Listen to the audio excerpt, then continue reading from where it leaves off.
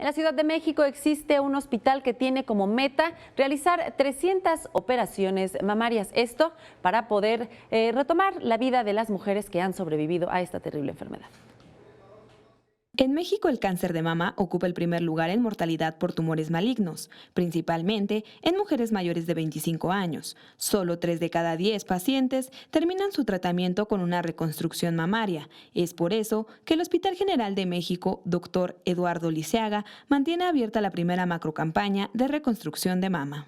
Es un orgullo de poder resolver física, psicológica, anatómica y funcional a de una mujer que el día de mañana puede trabajar como madre, como esposa, como trabajadora, como funcionaria, en todas las actividades, y se puede sentir orgullosa de haber tenido un cáncer de mama y que fue resuelto adecuadamente y sobre todo que se ha podido rehabilitar. La reconstrucción de mama se realiza con prótesis o con tejidos autólogos, es decir, se toman del abdomen, espalda o glúteo de la paciente y por medio de cirugía microvascular se llevan a la mama. Se tiene el reto de completar 300 reconstrucciones en este hospital el próximo mes de octubre, realizando de 15 a 18 cirugías por día.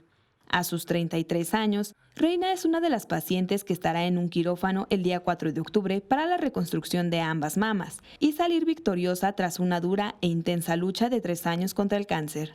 Sí, ha sido la cirugía de la extirpación de ambas mamas y pues les digo, yo nada más estoy en espera de mi siguiente cirugía.